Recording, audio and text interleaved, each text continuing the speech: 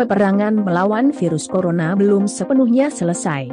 Belakangan, setelah kabar melandai, angka positif COVID-19 mulai naik lagi. Setelah varian Delta, kini dunia dihadapkan dengan varian Omicron. Varian Omicron masuk dalam daftar varian of concern atau varian yang menjadi perhatian oleh Organisasi Kesehatan Dunia, WHO.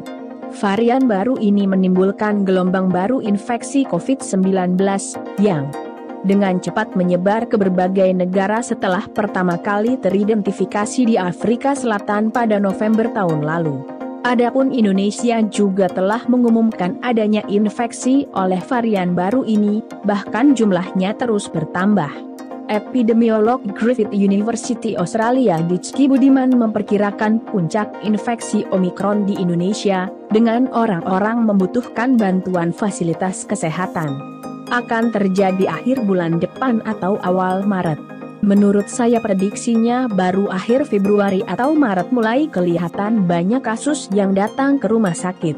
Walaupun ini potensinya moderat atau belum terlihat akan sebesar varian Delta, kata Dickie kepada Kompas.com, Senin, 10 Januari 2022. Dickie mengingatkan pemerintah untuk tetap siap menghadapi skenario terburuk yang ditimbulkan oleh varian baru ini. Satunya di antara yang harus dilakukan dengan memastikan tersedianya obat-obatan, fasilitas isolasi, ICU, ventilator atau bantuan oksigen. Menurut Dickie, seluruh wilayah di Indonesia yang mempunyai akses internasional, penerbangan domestik, jalur transportasi darat dan laut, berisiko menjadi klaster baru infeksi Omicron. Potensi sebetulnya pada gilirannya semua akan terkena, itu menjadi masalah waktu, ujar dia. Ia menegaskan bahwa untuk menghadapi situasi ini, pemerintah mempunyai kewajiban memastikan cakupan vaksinasi dosis lengkap atau 2 dosis, ditambah vaksinasi booster bagi kelompok rentan. 3 dosis untuk kelompok rawan pada tahap awal, pada gilirannya semua mendapatkan vaksin booster, tutur dia. Imunitas menjadi salah satu kunci dalam memerangi pandemi. Selama masih ada sejumlah besar penduduk belum memiliki imunitas, ujar Dickie, maka akan selalu muncul potensi gelombang baru. Meningkatkan imunitas bukan dilakukan dengan infeksi, ini salah kaprah, tidak etis. Tentu, meningkatkannya dilakukan dengan vaksinasi, kata dia.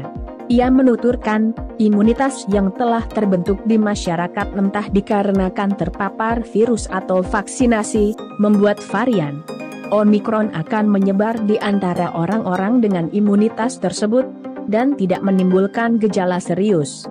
Bahkan mungkin 90% tidak bergejala, di tengah terbatasnya daya deteksi kita, kasusnya bisa banyak sekali. Terbukti saat ini di Amerika, Eropa, Australia, kasus-kasus memecahkan rekor, jelas dia. Dickie menyampaikan, tidak tertutup kemungkinan adanya varian baru COVID-19 setelah Omicron, yang menyebabkan lonjakan kasus di berbagai negara. Kalau bicara ancaman, Omicron bukan memperlihatkan sebagai varian yang terakhir, masih ada potensi varian lain di 2022 ini, ucap dia. Silahkan dukung channel ini dengan like dan subscribe. Terima kasih.